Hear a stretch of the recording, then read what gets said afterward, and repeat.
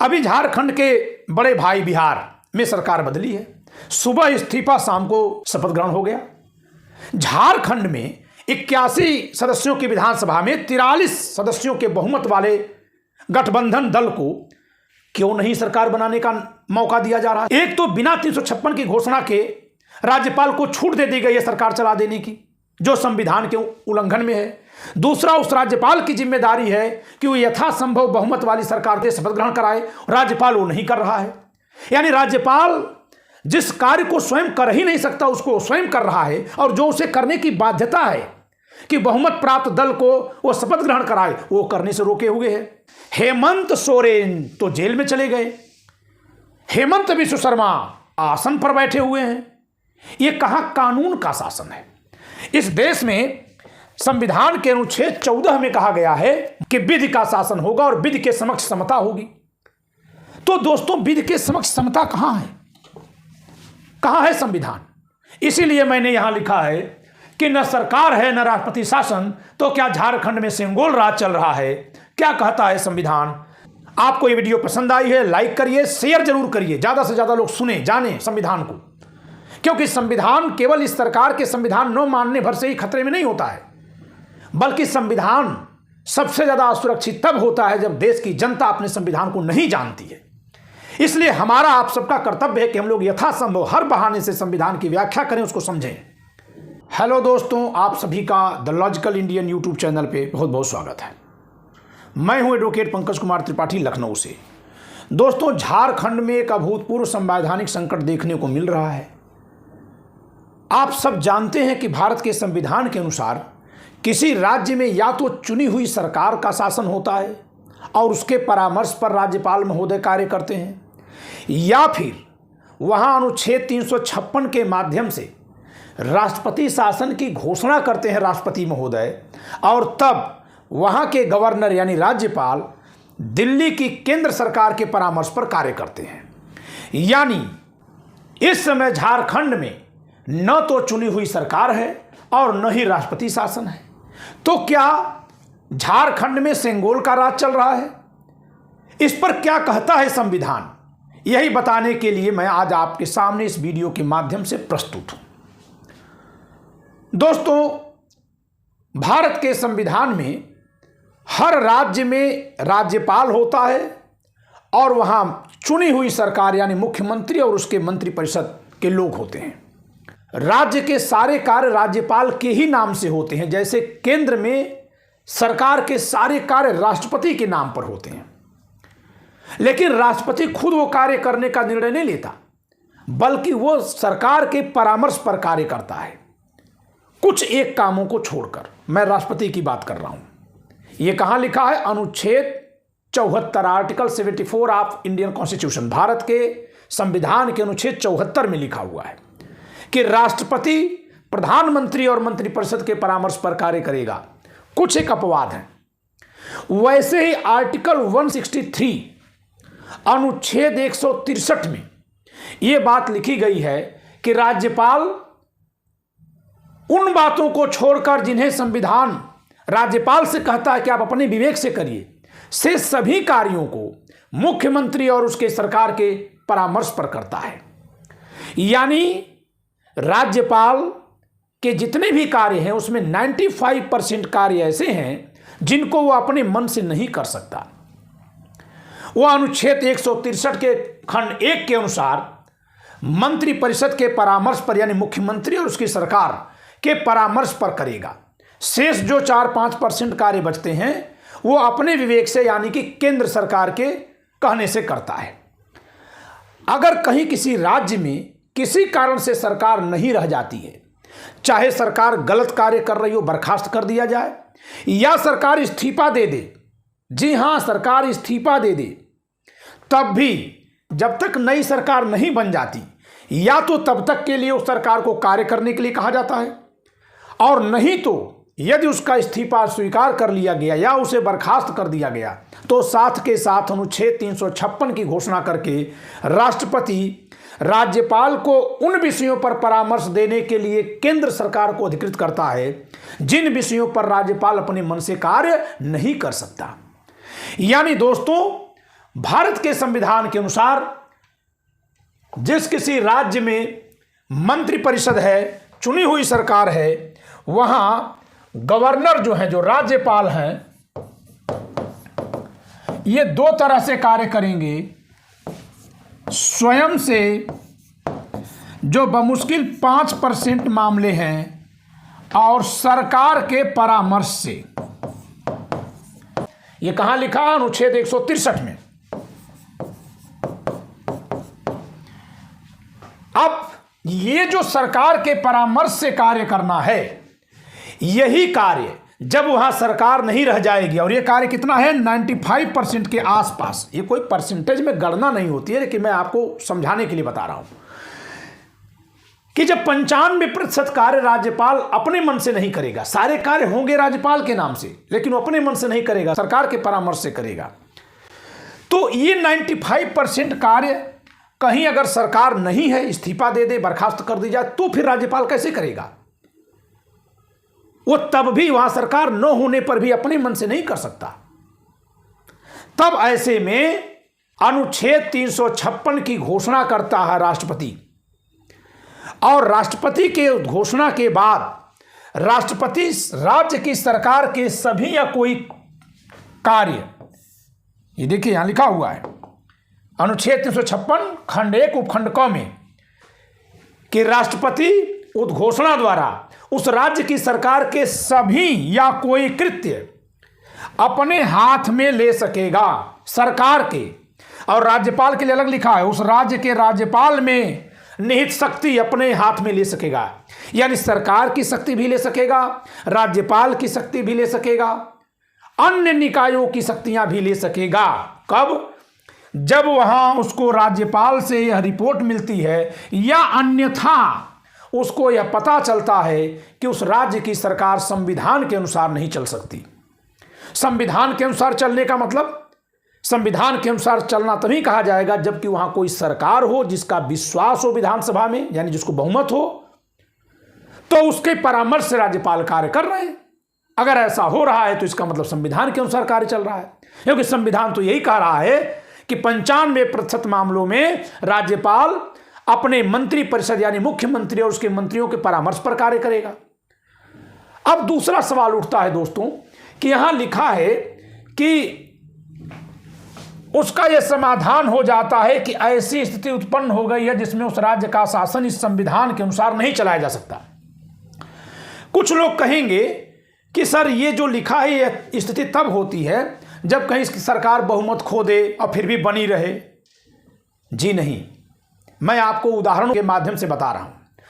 3 सितंबर 2003 को उत्तर प्रदेश में तत्कालीन सरकार ने इस्तीफा दिया था। कौन सी सरकार थी? मायावती जी की सरकार थी, बीजेपी के सहयोग से चल रही थी। उनके इस्तीफा देने के बाद 2003 में ही 2-3 महीने के बाद जाके मुलायम सिंह यादव जी शपथ ग्रहण करते हैं।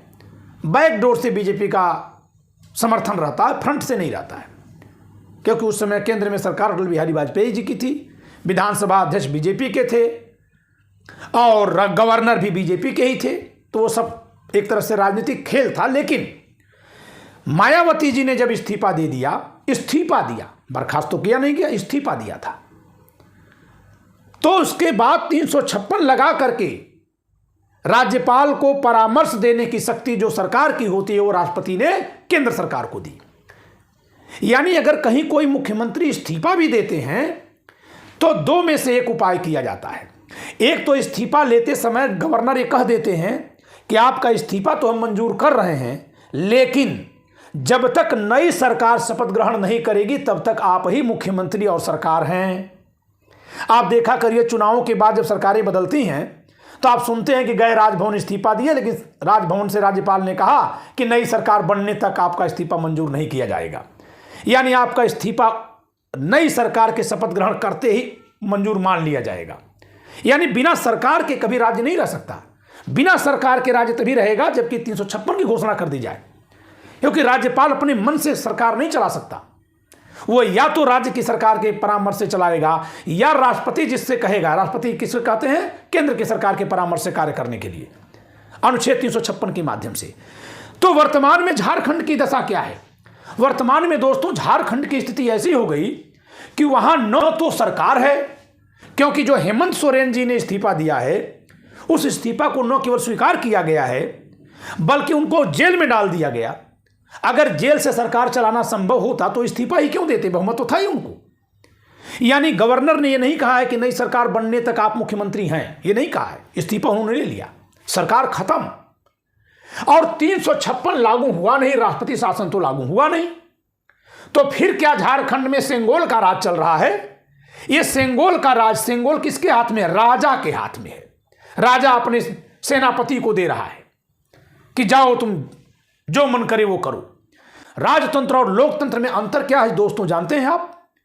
राजतंत्र में शासन राजा का राजा के लिए प्रजा पर होता है, लोकतंत्र में जनता का जनता के लिए जनता पर होता है। यानी लोकतंत्र में सत्ता में जो बैठे होते हैं वो जवाबदेह होते हैं, वो कोई भी कार्य मनमाने तरीके से नहीं कर सकते। और क्योंकि वे जवाबदेह हैं इसी नाते हर कोई निर्णय लिखित रूप में होता है। इस समय गवर्नर साहब अगर कोई कार्य कर रहे होंगे तो किसके परामर्श पर? संविधान तो कहता है कि या तो राज्य सरकार के परामर्श से करोगे या केंद्र सरकार राष्ट्रपति के परामर्श पर, लेकिन उसके पहले 356 की घोषणा जरूरी है, वो हो ही नहीं। राज्यपाल अपने मन से कार्य कर नहीं सकते। तो दोस्तों फिर क्या ये सेंगोल का राज है? यार सेंगोल का राज का मतलब, ये प्रतीकात्मक बात मैं कह रहा हूं कि मनमाना जैसे चाहो वैसे सरकार चलाओ। आखिर हो क्या रहा है देश में? अब आप में से कुछ लोग कहेंगे कि आप तो अधिवक्ता हैं और इतने जानकार हैं, तो सुप्रीम कोर्ट चले जाइए, हाई कोर्ट चले जाइए। जी, मैं आपके इस सुझाव का स्वागत करता हूं और आपके इस सुझाव को संविधान में आपकी आस्था समझता हूं। लेकिन दोस्तों थोड़ी सी बात और बता दूं, संविधान के अनुसार किसी राज्य में अगर मुख्यमंत्री विधानसभा है, चाहे वो संघ शासित प्रदेश हो या पूर्ण राज्य, तो उसके विषय निश्चित है, राज्य सूची में उसके विषय निश्चित है। उन विषयों पर वहां की चुनी हुई सरकार के परामर्श से ही गवर्नर या लेफ्टिनेंट गवर्नर काम करते हैं। ऐसे में अब जरा दिल्ली की सरकार का उदाहरण लेते हैं, केजरीवाल सरकार का। वहां भले वो संघ शासित क्षेत्र है, लेकिन कृषि भूमि और लोक व्यवस्था यानी पुलिस को छोड़कर से सारे विषय वहां की चुनी हुई सरकार को दिए गए हैं संविधान के अंतर्गत। तो वहां का परिवहन भी किसके पास है? केजरीवाल सरकार के पास। तो परिवहन विभाग के अधिकारियों के ट्रांसफर पोस्टिंग कौन करेगा? लेफ्टिनेंट गवर्नर चुनी हुई सरकार के परामर्श से करेगा, यानी चुनी हुई सरकार जैसे कहेगी वैसे करना पड़ेगा। लेकिन लेफ्टिनेंट गवर्नर ने ऐसा नहीं किया था। इस पर वो सुप्रीम कोर्ट गए थे। सुप्रीम कोर्ट ने निर्णय दिया साफ साफ कि दिल्ली की सरकार को जो विषय मिले हुए हैं उन विषयों पर लेफ्टिनेंट गवर्नर अपनी शक्ति का प्रयोग करते समय वहां की चुनी हुई सरकार के परामर्श को मानेंगे और उसके अनुसार ही कार्य करेंगे।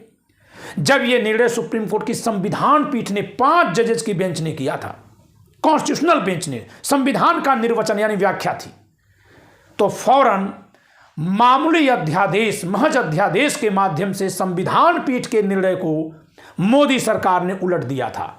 संविधान पीठ के निर्णय को केवल संविधान संशोधन द्वारा बदला जा सकता है। अब तक की परंपरा यही रही है, व्याख्या यही है, क्योंकि संविधान पीठ ने बता दिया कि संविधान में यह लिखा है, अब उसकी व्याख्या सरकार नहीं बदल सकती। अगर सरकार उस व्याख्या को बदलना चाहती है तो उसे संविधान बदल के ही उस व्याख्या को खत्म करना होगा। और संविधान बदलने के लिए 2/3 बहुमत दोनों सदनों में। संविधान संशोधन कभी अध्यादेश के जरिए नहीं हो सकता, लेकिन मोदी सरकार ने वो कर दिखाया है। अध्यादेश के जरिए सुप्रीम कोर्ट के संवैधानिक पीठ के द्वारा संविधान की व्याख्या के निर्णय को उलट दिया गया और बाद में उसको मामूली विधेयक के जरिए एक सामान्य कानून के तौर पर पारित करवा करके कानून का रूप दे दिया गया। इस पर बहुत हो हल्ला हुआ। आज इस पर फिर से रिट पेंडिंग है सुप्रीम कोर्ट में। तो इसी तरह से आप अगर मुझसे कह रहे हैं कि सुप्रीम कोर्ट जाइए या कोई जाता है, तो सुप्रीम कोर्ट जाने पर भी क्या हो रहा है? वहां संवैधानिक पीठ अगर फैसला दे भी देगी तो कल उसको सरकार न माने तो क्या आप कर सकते हैं? इसीलिए मैंने कहा कि क्या झारखंड के माध्यम से सेंगोल राज चल रहा है? दिल्ली में तो सेंगोल राज दिख रहा है। एक और बात कहना चाहूंगा, अभी झारखंड के बड़े भाई बिहार में सरकार बदली है। सुबह इस्तीफा, शाम को शपथ ग्रहण हो गया। झारखंड में 81 सदस्यों की विधानसभा में 43 सदस्यों के बहुमत वाले गठबंधन दल को क्यों नहीं सरकार बनाने का मौका दिया जा रहा है? शपथ ग्रहण क्यों नहीं कराई जा रही है चंपई सोरेन जी की? इसके पीछे क्या है? जब वहां स्पष्ट बहुमत दिख रहा है तो एक तो बिना 356 की घोषणा राज्यपाल को छूट दे दी गई है सरकार चला देने की, जो संविधान के उल्लंघन में है। दूसरा, उस राज्यपाल की जिम्मेदारी है कि वो यथासंभव बहुमत वाली सरकार का चयन कर दे, उसको मौका दे दे, शपथ ग्रहण कराए। राज्यपाल वो नहीं कर रहा है। यानी राज्यपाल जिस कार्य को स्वयं कर ही नहीं सकता उसको स्वयं कर रहा है, और जो उसे करने की बाध्यता है कि बहुमत प्राप्त दल को वो शपथ ग्रहण कराए, वो करने से रोके हुए है। बिहार में तो तत्काल कर दिया गया। अगली बात पर जरा चलिए। हेमंत सोरेन पर जो करप्शन का आरोप है, बहुत गंभीर आरोप होगा, बहुत बड़े करप्टेड नेता हैं हेमंत सोरेन। हेमंत बिश्व शर्मा भी तो करप्टेड हैं, ये मैं नहीं कह रहा हूं। ये इस देश के वर्तमान प्रधानमंत्री और वर्तमान गृह मंत्री जी लोगों ने अपनी चुनावी सभाओं में जनता को बताया था कभी कि ये बहुत बड़े करप्टेड हैं, इनको तो जेल जाना होगा। हेमंत सोरेन तो जेल में चले गए।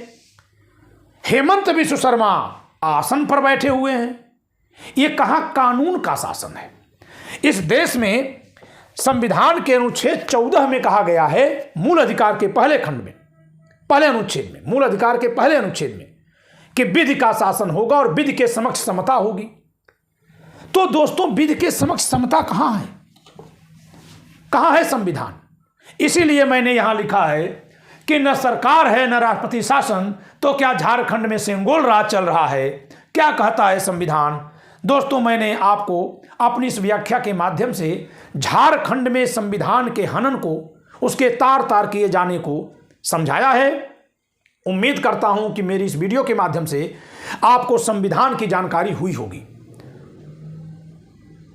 आपको ये वीडियो पसंद आई है, लाइक करिए, शेयर जरूर करिए, ज्यादा से ज्यादा लोग सुने, जाने संविधान को, क्योंकि संविधान केवल इस सरकार के संविधान न मानने भर से ही खतरे में नहीं होता है, बल्कि संविधान सबसे ज्यादा असुरक्षित तब होता है जब देश की जनता अपने संविधान को नहीं जानती है।